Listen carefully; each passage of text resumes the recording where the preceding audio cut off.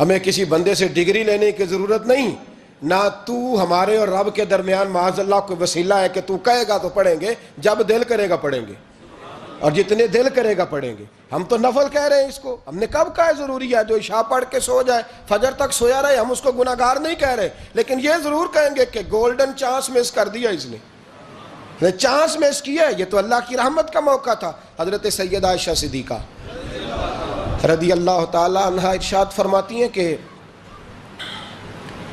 شعبان کی 15ویں رات تھی، یعنی شب برات کی رات، فرماتی ہیں شعبان کی 15ویں رات تھی، میں نے اچانک نظر ڈالی تو حضور میرے بستر میں تھے، پھر میری نظر پڑی تو حضور نہیں تھے، میرے دل میں گمان آیا، خیال آیا کہ شاید کسی اور زوجہ کی طرف حضور کا میلانے تباہ ہو گیا ہو، وہاں تشریف لے گئے ہوں۔ فرماتی میں اٹھی باہر گئی تو نبی کریم علیہ السلام جنت البقیع میں تھے، قریب ایک جگہ پہ حضور دعائیں مانگ رہے تھے۔ فرماتے میں گیا تو حضور فرمانے لگے ابو بکر کی بیٹی تو نے کیا گمان کیا کہ اللہ کا رسول تیری حق تلفی کرے گا؟ عرض کی حضور آپ مالک ہیں، کہیں اور جانا چاہیں تو میری طرف سے پابندی نہیں۔ کہتی ہے وہاں کھڑے کھڑے میرے رسول کریم نے بیان فرمایا، یہ ترمذی کے لفظ ہیں، حضور نے فرمایا عائشہ یہ شعبان کی 15ویں رات ہے، مدینے میں سب سے زیادہ بکریاں بنو کلب کا قبیلہ پالتا تھا، فرمایا آج کی رات بنو کلب کے قبیلے کی بکریوں کی تعداد کے مطابق اللہ میری امت کے لوگوں کی بخشی فرما دے گا۔ یہ وہ رات ہے۔ جناب عائشہ صدیقہ رضی اللہ تعالیٰ عنہ نے بات رات کو سنی تنہائی میں نبی پاک سے، رات کو تنہائی میں حضور سے سنی، سویرے جناب عائشہ نے کل امت کو بتائی۔ اگر یہ بات اہمیت والی نہ ہوتی تو بی بی صاحبہ آگے روایت کرتی، یہ کتابوں میں آتی، یہ لوگوں کو بتاتی۔ حضرت عائشہ نے روایت کیا اور مولا علی شیر خدا نے تو کھل کے کہا، ابن ماجہ میں حضرت علی سے پیار کرنے والوں کے لیے الگ عنوان، مولا علی نے کھل کے فرمایا شعبان کی 15ویں رات کو رات عبادت کرنا اور سویرے روزہ رکھنا۔ حضرت علی کے لفظ بائی نہیں سیاستہ میں، رات کو عبادت کرنا، دن کو روزہ رکھنا۔ ویسے تو رب کریم ہر روز تہجد کے وقت پہلے آسمان پر نزول اجلال فرماتا ہے اور لوگوں کو فرماتا ہے کوئی بخشش مانگنے والا؟ اور فرمایا ہر روز تہجد کے وقت یہ اعلان ہوتا ہے، پر شب برات کو نا شروع رات سے یہ اعلان شروع ہو جاتا ہے۔ ادھر دیکھو میری طرف، مغرب سے اعلان شروع ہو جائے گا۔ اللہ کرے آپ کو سمجھ آئے، اللہ کرے آپ کو، اور بھائی یہاں بار لوٹ سیل لگ جائے، یہاں ابھی سیل لگ جائے، 5000 والا جوڑا 1500 میں تو رش ختم ہوگا۔ اور بھائی اگر یہ لگ جائے، چلو یہ تو دور کی بات ہے نا، ہم تو لنگر والے لوگ ہیں، اگر لنگر کا اعلان ہو جائے کہ بڑا تگڑا ہے، بڑا تگڑا، ہمارے ہاں تو شادی کی روٹی کھلتی ہے تو لوگ آخری روٹی سمجھ کے کھاتے ہیں، تو شاید اللہ ماشاءاللہ یہ آخری ہے، اس کے بعد نہ ملے گی۔ جب اعلان ہوتا ہے اور دعوت ہوتی ہے کہ کھلا ہے جی کھاؤ، کیا حشر ہوتا ہے، کیا انداز ہے۔ مولا علی شیر خدا حدیث روایت کرتے ہیں، رنگ کیا ہے؟ فرمایا باقی راتوں میں نا تھوڑا سا پیکج ہوتا ہے، تھوڑا سا، آخری حصے میں رات کے شب برات کو نا رات چڑھتے ہی اللہ پہلے آسمان پر جو اس کی شان کے لائق ہے نزول جلال فرماتا ہے، اور پہلا جملہ یہ فرماتا ہے کوئی معافی مانگنے والا؟ اللہ کرے آپ کو سمجھ آئے، یعنی معافی دینے والا کہہ رہا ہے چلو آؤ ادھر آؤ، ذرا معافی مانگو، میں معاف کرنے آیا ہوں، مانگو معافی، ہے کوئی معافی مانگنے والا؟ معاف کر دیں گے۔ اور آپ فرماتے ہیں ہے کوئی رزق مانگنے والا؟ وہ جو بڑی درخواستیں دیتے پھرتے ہیں نا مختلف اداروں میں، وہ ایک درخواست نا کل شب برات والی رات بھی دیں۔ اللہ کرے آپ کو سمجھ آئے۔ وہ جو کہتے ہیں نا بڑی بڑی کمپنیوں میں نے اپلیکیشن جمع کرائی ہے تو کہیں کام نہیں بن رہا تو نسخہ دے رہا ہوں، ایک ایپلیکیشن کل رات بھی جمع کراؤ انشاءاللہ کام بن جائے گا۔ اور میں نہیں کہہ رہا، مولا علی شیر خدا فرما رہے ہیں، اور وہ خود نہیں فرما رہے، وہ نبی پاک کا فرمان نقل کر رہے ہیں، اور وہ رسول اللہ صلی اللہ علیہ وسلم کی بات نہیں بیان کر رہے، وہ کہتے ہیں رب فرماتا ہے کوئی روزی مانگنے والا؟ سارے سیٹھوں نوابوں جاگیرداروں کے پاس جا جا کے تھک گئے ہو، ایک دن میرے کہنے پر، ایک رات، ایک دیہڑی ذرا شب برات والی لگا کے تو دیکھو، پر شرط یہ ہے کہ یقین کامل ہو، ارادہ یہ، مطلب اللہ معاف کرے آپ نے ناراض نہیں ہونا، لیکن وہ ماحول اس طرح کا ہے کہ شب برات کو ایک دو ساتھی کو کہا رات کو عبادت کر کہتے جی وہ تو ٹھیک ہے پر سویرے چھٹی نہیں، کام کرنا ہے۔ یعنی رب کہہ رہا ہے کہ تو آ جا شب برات کی رات، جو مانگے گا وہ تجھے، لیکن یہ ادھر نہیں توجہ کر رہا، یہ کہتا ہے سویرے 10 بجے دکان نہ کھلی تو مشکل ہو جائے گی، دفتر نہ گیا تو حالات آپ دیکھیں ذرا۔ اب جب یقین اس طرح کا ہو تو پھر تو بھائی ساری زندگی اداروں میں درخواستیں دینی ہیں، پھر آپ جیسا آپ کا مزاج ہوگا۔ اللہ تعالیٰ تو بندے کے گمان کے قریب ہے۔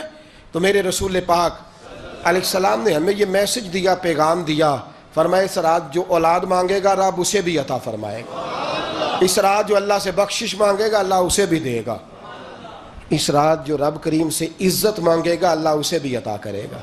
شارحین نے لکھا اس رات جو رب سے پردہ پوشی مانگے گا اللہ اسے پردہ پوشی بھی عطا کرے گا، جو جنت کا سوالی ہوگا رب اپنے فضل سے عطا فرمائے گا۔ کوشش فرمائے، کوشش فرمائے۔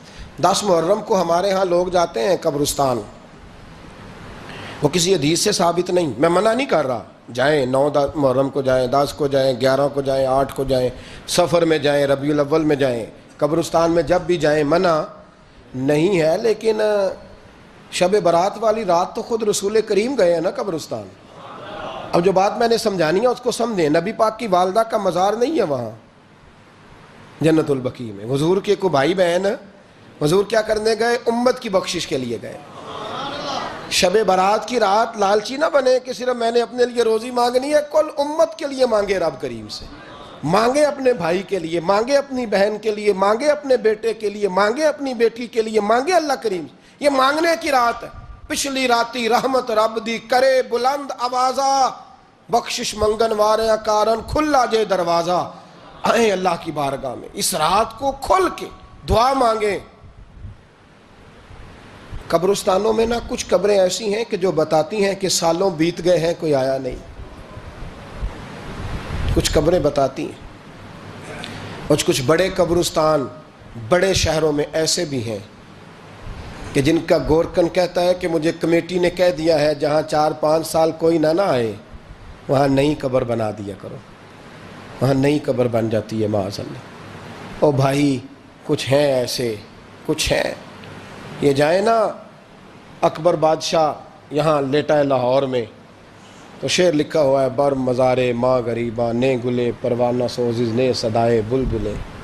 فارسی کا مقولہ لکھا ہے اس کی قبر پہ، کہتا ہے میں وہ غریب ہوں، اعلیٰ بادشاہ ہے مقبرے میں لیٹا ہے، کہتا ہے میں وہ غریب ہوں کہ نہ یہاں کوئی پروانہ آتا ہے نہ بلبل آ کے گیت گاتی ہے، کوئی آتا ہی نہیں، کوئی فاتحہ نہیں پڑھتا، کوئی فاتحہ نہیں پڑھتا۔ او بھائی کئی قبریں ایسی ہیں جن پہ سالوں بیت گئے کوئی لوٹا نہیں۔ اور مشکات میں حدیث ہے، میرے نبی کریم علیہ السلام نے فرمایا جو قبر میں ہوتا ہے وہ تو اس آدمی کی طرح ہے جو دریا میں ڈوب رہا ہے اور وہ انتظار کر رہا ہے کہ میرا بیٹا میرے لیے دعا مانگے، میری بیٹی دعا مانگے، پر بیٹے کو تو 27 سال ہو گئے، ملک سے باہر ہے، کاغذ بنے گے تو ابے کی قبر پہ آئے گا نا، اس کے تو کاغذات ہی نہیں مکمل ہو رہے، وہ بیٹے کو تو مشکل ہے بڑی، وہ تو کاغذات نہیں بن رہے، وہ تو دولت کا مطالبہ پورا ہوگا تو جبھی وہ کام ہوگا نا۔ انتظار ہو رہا ہے قبروں میں میرا بیٹا دعا کرے، میرا بھائی دعا کرے، اور اگر بچہ دفن ہے تو وہ کہتا ہے میری ماں دعا کرے، میرا باپ دعا کرے۔ کوشش کریں شب برات بعد از مغرب یہ رواج پیدا کریں، یہ رسول اللہ کا طریقہ ہے صلی اللہ علیہ وسلم۔ قبرستان میں جائیں اور جا کر کے وہاں اللہ تبارک و تعالیٰ سے دعا مانگیں کہ یا اللہ جو اس قبرستان میں لیٹے ہیں وہ بھی، اور جو آج تک کلمہ پڑھنے والے دنیا سے گئے وہ بھی، اور جو قیامت تک جائیں گے وہ بھی، اے اللہ تو سب کی بخشش فرما دے۔ اللہ کی رحمت کو محدود نہ کریں کہ صرف مجھے بخش دے، اسے کہیں یا اللہ کل کی بخشش فرما۔ ساری امت کے لیے دعا کریں، شب برات کی رات نفل پڑھیں۔ ہمارے ہاں محفل ہوتی ہے ہر سال الحمدللہ، بڑے شوق سے بڑا خوبصورت ہم اہتمام کرتے ہیں، لیکن میں اکثر دوستوں سے کہا کرتا ہوں کہ جن کو اکیلے میں نفل پڑھنے میں مزہ آئے وہ اکیلے میں پڑھیں۔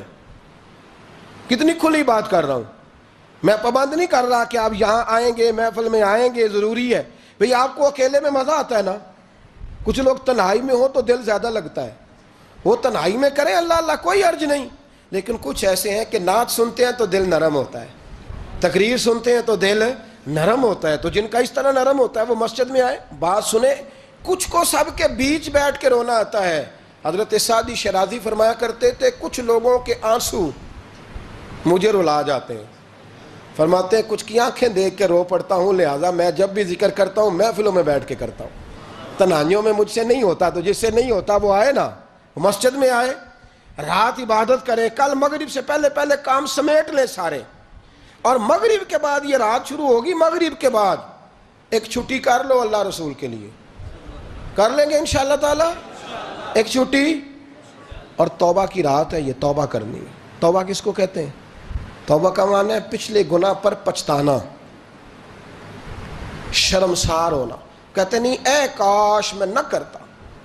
اور وہ لفظوں میں نہیں، جملوں میں نہیں، توبہ رٹی رٹائی نہیں، شرمسار ہونا اور آئندہ گناہ نہ کرنے کا پکا ارادہ کرنا، اس کا نام توبہ ہے. دیکھیں اللہ تعالیٰ فضل کرے، میں نے پچھلے سال کہا تھا، پھر کہتا ہوں، مسجدوں سے نا شب برات کی رات، شب قدر کی رات چیخوں کی آوازیں آتی ہیں، لوگ اتنا روتے ہیں نا. رونا چاہیے، کم روتے ہیں، زیادہ رونا چاہیے. لیکن سوال یہ ہے کہ اتنا زیادہ لوگ شب برات کی رات روتے ہیں، کیا پھر سویرے بددیانتی ختم ہو جاتی ہے؟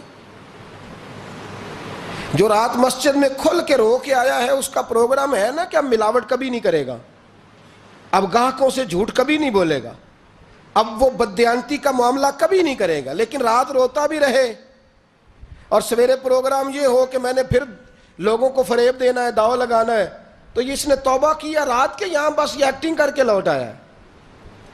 یعنی بڑی سجا بنا کر کے، سوار کر کے رات توبہ کی. کیا مطلب ہے توبہ کا؟ کہ توبہ آپ نے کی. حضرت حسن بصری سے کسی نے کہا توبہ کیا ہے؟ فرمانے لگے توبہ یہ ہے کہ جس گلی سے رب نے تجھے منع کیا ہے دوبارہ پھر تو اس گلی میں نظر نہ آئے، تو نظر ہی نہ آئے. اور جس جگہ جانے کا رب نے تجھے حکم دیا ہے پھر تو دوبارہ وہاں سے غیر حاضر نہ ہو. اگر یہ پروگرام ہی نہیں، ارادہ ہی نہیں. بچے ایک دو مجھے کہنے لگے کل حضرت صاحب توبہ کے موضوع پر ہم نے گفتگو کرنی ہے، تو کوئی باب بتائے کہاں پہ ہے. کچھ بچے شاگرد ہیں، کچھ مسجدوں میں جمعہ پڑھاتے ہیں. ایک نے مجھ سے کہا، تو میں نے کہا بیٹے پہلے مسجد میں جاؤ، 2 نفل پڑھو، توبہ کرو، توبہ کا ارادہ بناؤ. یہ رسم نہیں ہے.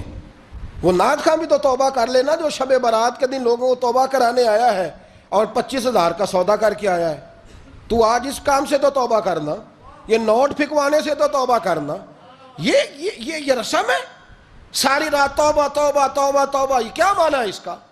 کیا مطلب کریں؟ امام غزالی فرماتے ہیں کہ ایک آدمی بادشاہ کا گارڈ تھا، سپاہی تھا، اس کا پہرے دار تھا، نگرانی کرتا تھا، بڑی وفاداری سے نوکری کرتا رہا. بادشاہ نے اسے تنخواہ کے علاوہ بھی بڑا نوازا. اسے بادشاہ نے بڑے الاؤنسز دیے، بادشاہ نے بڑا کچھ دیا، مکان دیا. کچھ سالوں کے بعد بادشاہ کو پتا چلا کہ یہ میرے لیے نہیں آتا تھا، اس کی تو میری کنیز پر نظر تھی، اس نے تو رات کی ڈیوٹی اس لیے لگوائی تھی کہ کنیز پر نظر تھی. تو امام فرماتے ہیں کہ بتاؤ پھر وہ بادشاہ اس کے ساتھ کیا سلوک کرے گا؟ وہ کیا سلوک کرے گا؟ تو لوگ کہنے لگے حضور لگتا یہ ہے کہ وہ نا 4-5 حصوں میں کاٹ کے تو کتوں کے آگے پھینکے گا. آپ فرمانے لگے میرا رب تو بڑا ہی کریم ہے، وہ تو ایسے نہیں کرتا.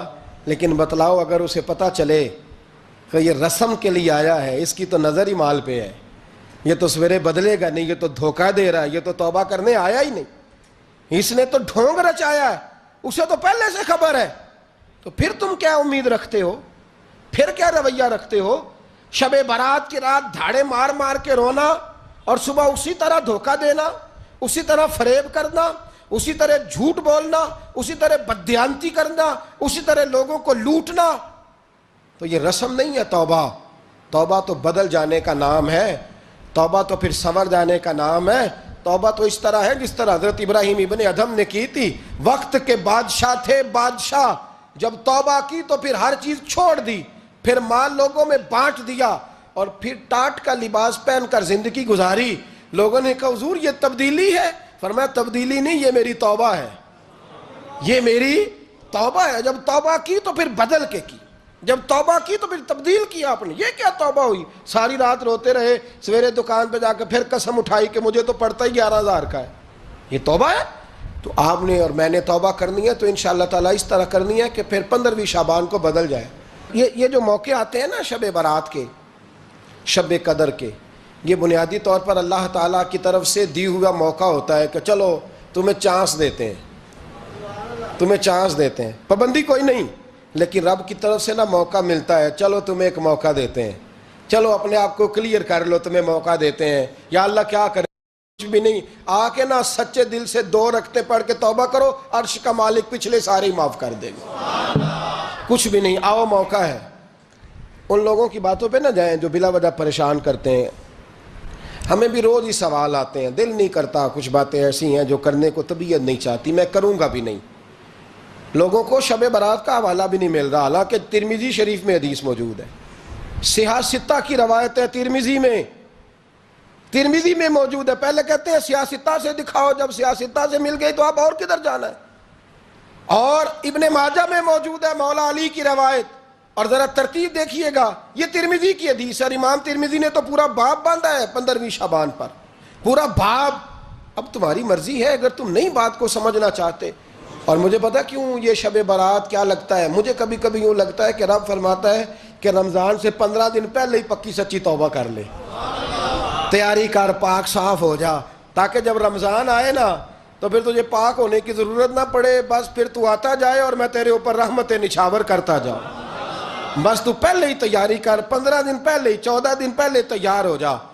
کل رات اپنے آپ کو ذہنی طور پر تیار کریں، بچوں کو تیار کریں، گھروں کو تیار کریں۔ اب جب مہمان آتے ہیں نا بڑا کچھ کرتے ہیں، شب برات آئے تو مصلی ایک دفعہ دھویا کریں، ایک دفعہ مصلی دھویا کریں۔ فرش دھوتے ہیں نا، مہمانوں نے آنا ہے تو ایک کمرے کا فرش دھو کے صاف کریں کہ خواتین نے یہاں ساری رات نماز پڑھنی، یہ ارادے بنائیں۔ جس طرح آپ کہتے ہیں نا رات کو سفر کرنا ہے تو دوپہر میں تھوڑا آرام نہ کر لوں تو کل دوپہر میں آرام کر لیں، تاکہ رات کو رب رب کرنا آسان ہو جائے، اللہ کی بارگاہ میں بیٹھنا آسان ہو جائے۔ مکمل طور پر ذہنی طور پر اپنے آپ کو تیار کریں۔ یہاں بھی محفل ہوگی انشاءاللہ، عشاء کے متصل بعد شروع ہو جائے گی، 12 بجے تک محفل چلے گی، پھر 12 بجے کے بعد نماز تسبیح پڑھی جائے گی، پھر 1 بجے پھر دوبارہ آپ کو اجازت دی جائے گی، کوئی انفرادی طور پر گھنٹہ سوا اپنی الگ سے کوئی عبادت کرنا چاہے تو وہ تب بھی ممکن ہو، جیسے آپ کو موقع بنے۔ میں کہہ چکا ہوں، لیکن وقت ضائع نہ کرنا، گولڈن چانس ہے، اس کو مس نہ کرنا، یہ شب نجات ہے، اس کے ضرور قریب جانا۔ رب کریم سمجھنے کی توفیق عطا فرمائے۔ آخر دعوانا ان الحمدللہ رب العالمین۔